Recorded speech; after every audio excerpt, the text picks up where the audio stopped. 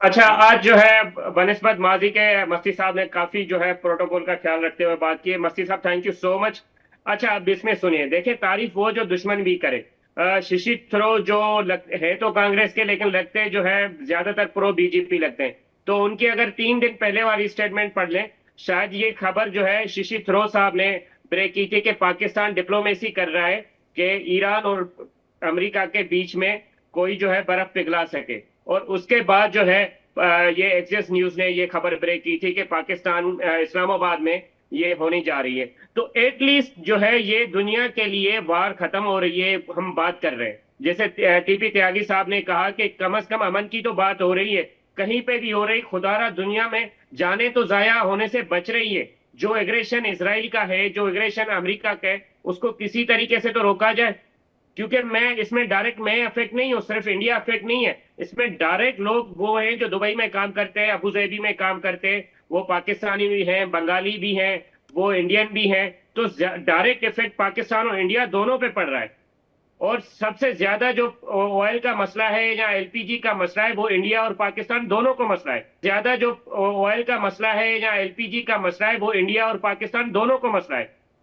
तो कम से कम इस मामले को सुलझाने के लिए अगर आर्मी चीफ आगे आ जहांगीर रहे जी, हैं मसला तो। मसला तो पूरी दुनिया का है, लेकिन बात यह कि हिंदुस्तान उसको डील कर रहा है। हिंदुस्तान अपनी डिप्लोमेटिक नीतियों की वजह से और अपनी ये कहा जाए कि अपनी पहले से प्री प्लान सिचुएशन से, अपनी अर्थव्यवस्था की वजह से कम एटलीस्ट स्टेबल है। तो वहाँ की तस्वीर तो बहुत ज़्यादा इतर हो जाती है, लेकिन पाकिस्तान पर ज़्यादा प्रभाव इसलिए जो पहले ही महंगाई, पहले ही लगातार इतना कर्ज, पहले ही लगातार ये कहा जाए पेट्रोल डीजल एलपीजी के दाम रातों रात 55 रुपए बढ़ा देना, जहां पर नौकरी के लिए पहले ही लाले हैं, ये अपने आप में, इसीलिए इंडिया और पाकिस्तान को तो साथ में लाने का मुझे लगता है कि ये एक अलग बात हो जाती है। लेकिन मैं यहाँ पर जल्दी से अब रुक करना चाह रही हूँ उमैर अनस का।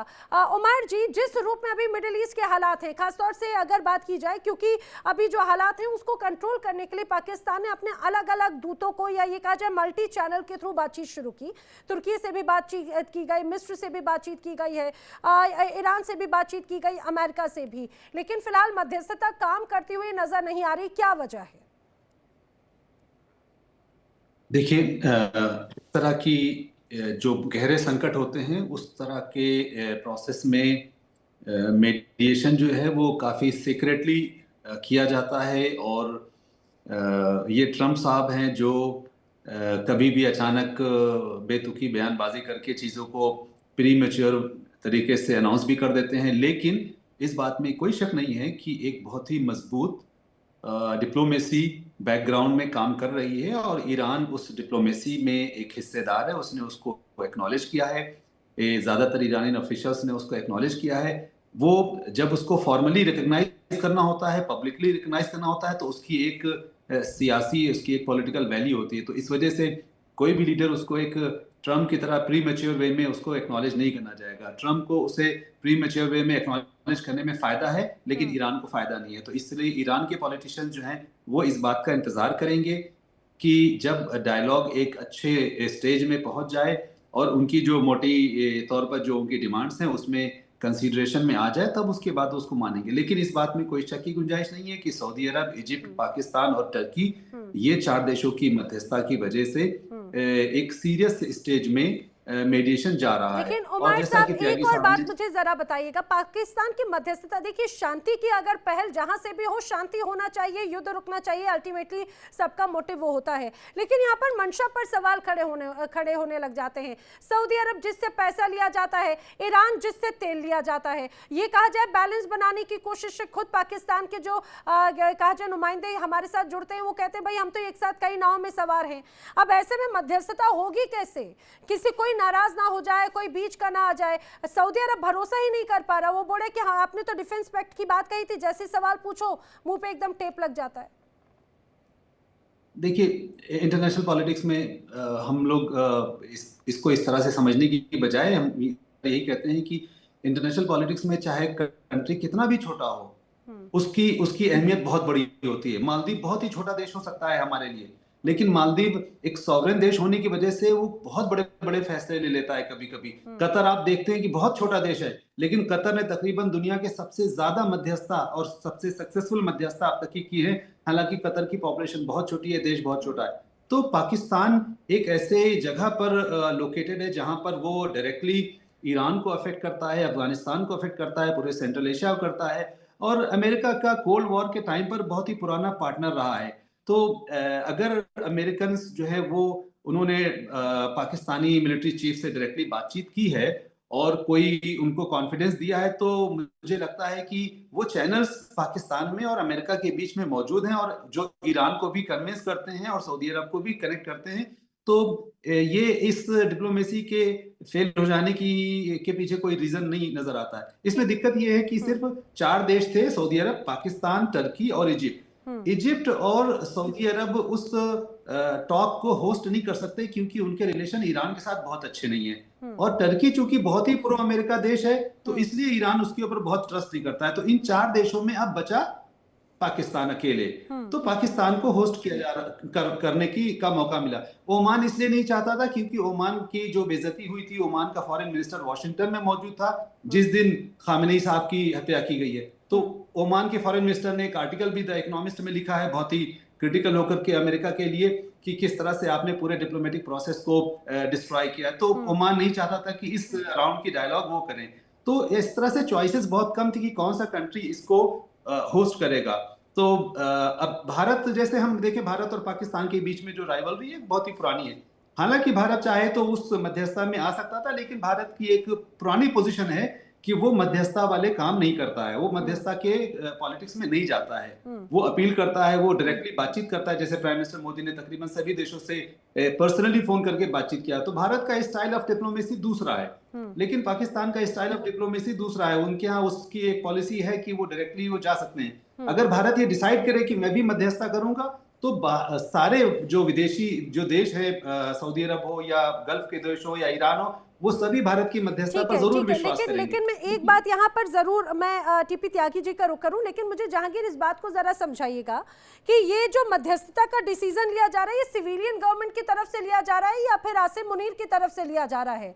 क्योंकि सिविलियन जो है अगर वो बोलेंगे कि भाई जब हमने ईरान के पक्ष में प्रदर्शन किया तो आपने तो हमारे ऊपर गोलियां चला दी, फिर किस मुंह से प्रदर्शन को या फिर मध्यस्थता की बात की जा रही है? और अगर आसिम मुनीर एक तरह से इसको इनिशिएट कर रहे हैं तो ये कहा जाए कि क्या वो खासतौर से ईरान के जो बड़ी धमकी IRGC की तरफ से आई थी, क्या ये उसी का ही एक नतीजा है? वो चाहते भाई बातचीत हो, वरना अगला निशाना तो पाकिस्तान हो जाएगा।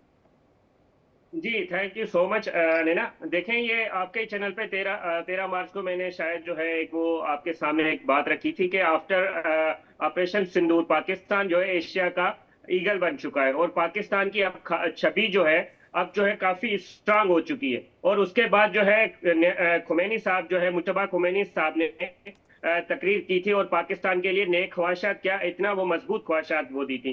तो इससे ये लगता है कि पाकिस्तान की अब जो है सिचुएशन काफी स्ट्रांग है। और जहां तक ये आसिम मुनीर साहब का, फील्ड मार्शल आसिम मुनीर साहब का सवाल रहा, तो क्योंकि वो जो है एक्सपीरियंस फील्ड मार्शल हैं और एक्सपीरियंस जो है फौजी हैं, तो उनकी बात का एक स्ट्रॉन्ग मतलब लिया जाता है। बात कह रहे हैं, जनता तो सवाल पूछ रही है ना, जनता सवाल पूछ रही है कि भाई हमारे ऊपर क्यों गोलियां चलवा दी, हमारे अपनों के ऊपर क्यों गोलियां चलवा दी?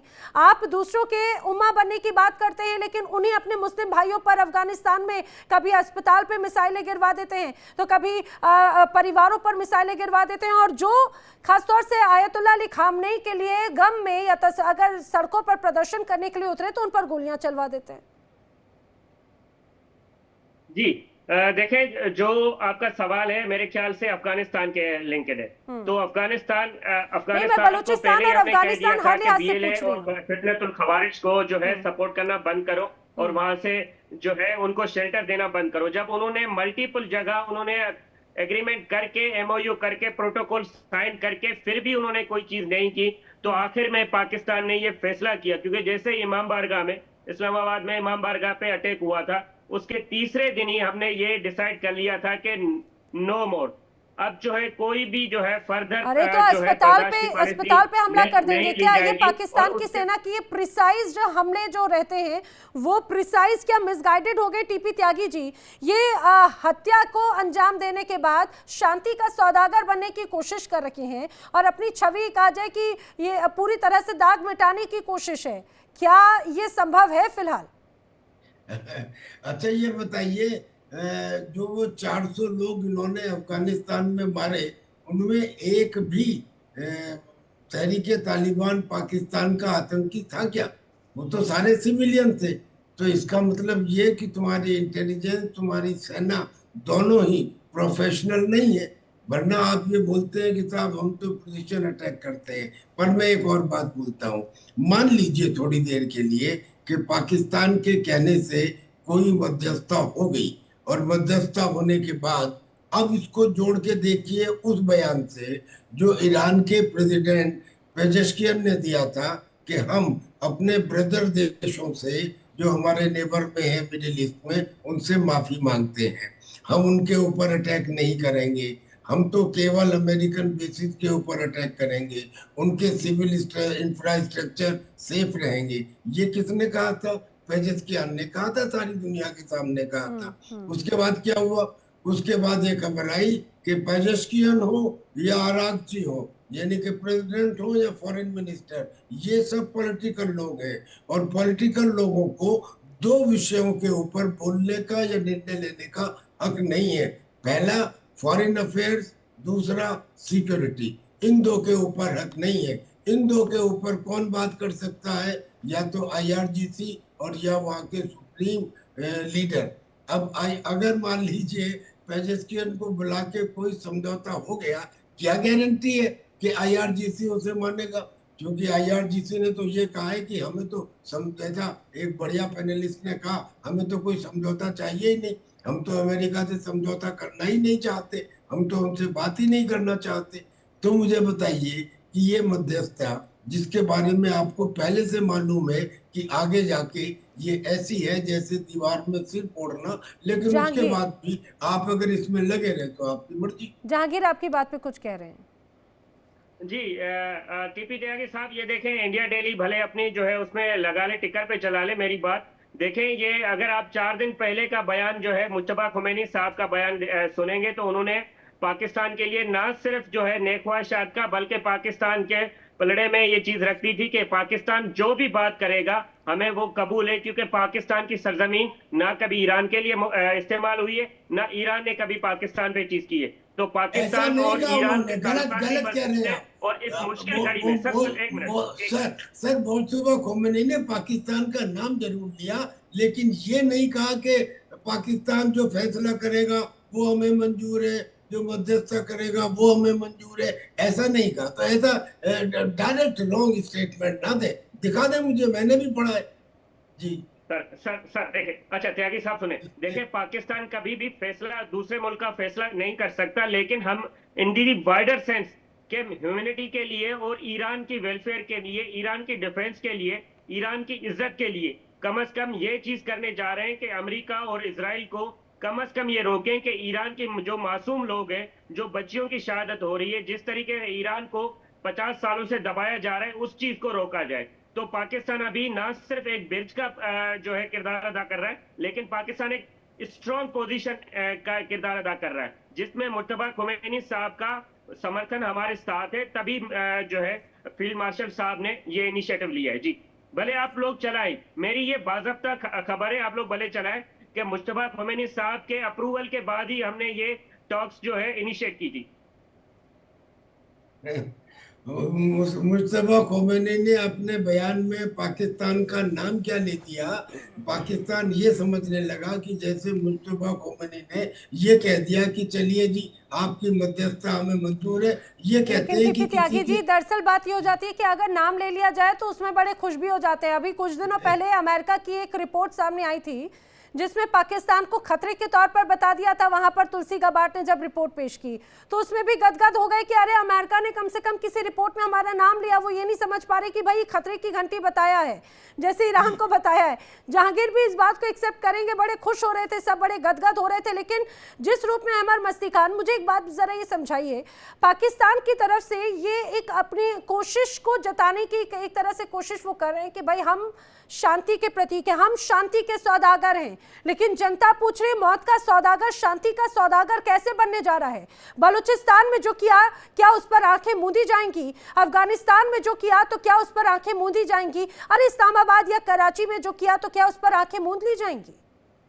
ये आपने बहुत सही कहा। देखें, बलूचिस्तान में हजारों बलूच फर्जंदों के खून जो है आसिम मुनीर के हाथ में है। ये बुचर ऑफ बलूचिस्तान है। ये आसिम मुनीर बुचर ऑफ वजीरिस्तान है। पश्तूनों के हजारों पश्तूनों के खून इसके हाथ में है। इन्होंने बिला वजह अफगानिस्तान पे रमज़ान के महीने में जैसे आपने देखा हमला करके कई सौ मासूम निहत्ते औरतों बच्चों को शहीद किया। हमारे लोगों को शहीद करते हैं, गायब करते हैं। उनके साथ जिस किस्म से ये पंजाबी जल्लादी जिहादी फौज ट्रीट करती है वो हिटलर को भी शायद शर्मिंदा कर दे। मैं आपसे यकीन से कहता हूँ ये हिटलर से भी ज्यादा गए गुजरा फौज है पाकिस्तान का। आपने देखा था बांग्लादेश में इन्होंने क्या किया था।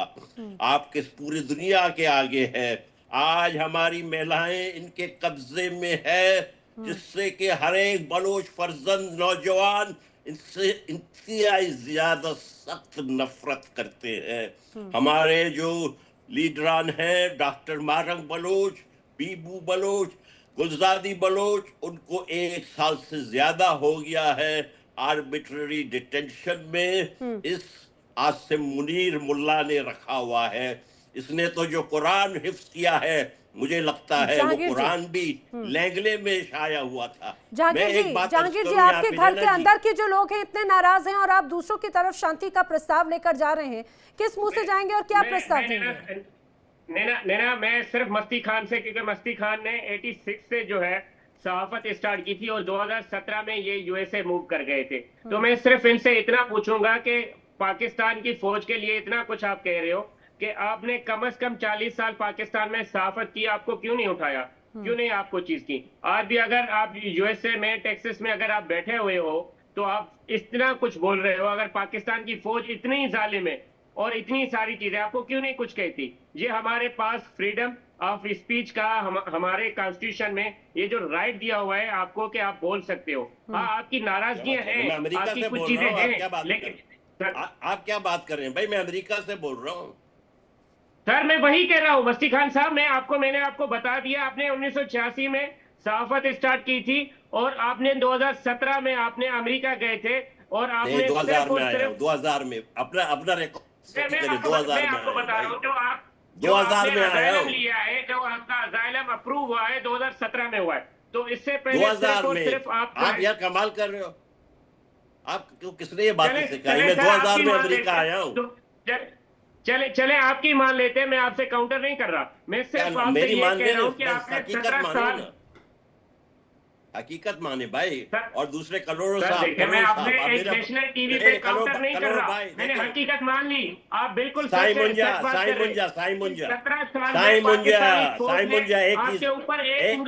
एक चीज तो यार मेरी एक बात तो सुन ले। और आप फौज के खिलाफ बात कर रहे हैं सर। मेरे नौजवान भाई मेरी एक बात सुन ले। मेरे नौजवान भाई, सिंध से जो सबसे बेहतरीन वजीर आजम था जुल्फिकार अली भुट्टो, उसके साथ पाकिस्तान के जनरलों ने क्या किया? आपको शर्म नहीं आती है कि आप सिंधी हो? और आपको आप 12 में कौन पूछता है? आपको पाकिस्तान के जीएचक्यू में कौन पूछता है? भाई आप सिंधी हो, बलोचों के साथ दोस्ती बनाओ, पश्तूनों के साथ दोस्ती बनाओ। आप कहाँ पंजाबियों की चमचागिरी कर रहे हो? ये आपको अच्छी बात जेब नहीं देता। मेरी बात मान ले आप। ठीक है मस्ती साहब, देखें मैं आखिरी मर्तबा आपको बोल रहा हूँ कि बड़े मोहब्बत से प्यार से ये शर्म बदतमीजी वाली बातें ना किया करें। नेशनल टीवी चैनल है, प्रोटोकॉल की बात किया करें, आप अदब की बात किया करें। ये कम से कम किसी लोग देखते हैं, करोड़ों लोग देखते हैं, तो ऐसी बात किया करें। मैंने कौन सी गलत बात की? मुझे बताएं करोड़ों भाई, प्लीज। नहीं मुझे बताएं। बेनजीर भुट्टो को नहीं मारा मुशर्रफ ने नहीं मारा बेनजीर भुट्टो को। कमाल कर रहे हैं आप। मुर्तजा भुट्टो को मुर्तजा भुट्टो को देखो, आप कलोड़ो साहब आप हमसे बात नहीं करें, ठीक है? हम सिंध को इनसाइड आउट जानते हैं, भुट्टो साहब सबके हम बिल्कुल करीब रहे हैं। आप कहाँ की बातें कर रहे हैं?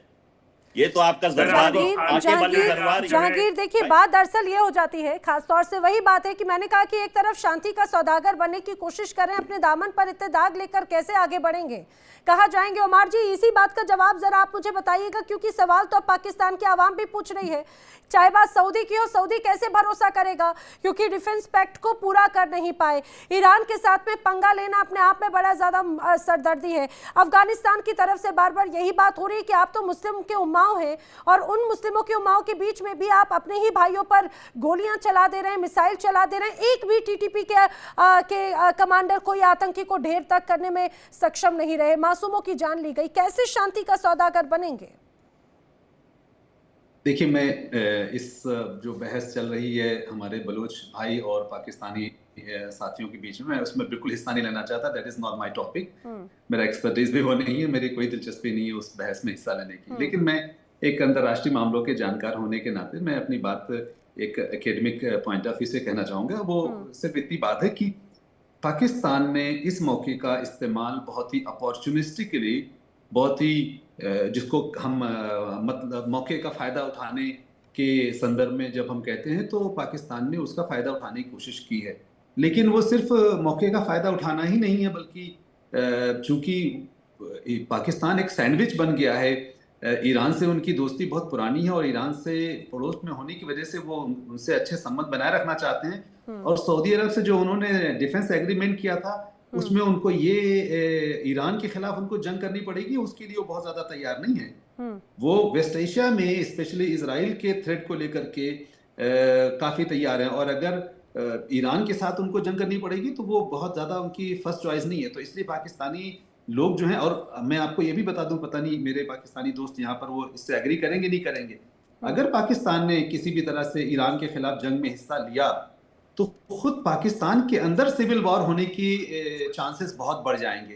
पाकिस्तान की जो इंटरनल सूरत हाल है, शिया सुन्नी जो जंग है वो बहुत पुरानी रही है।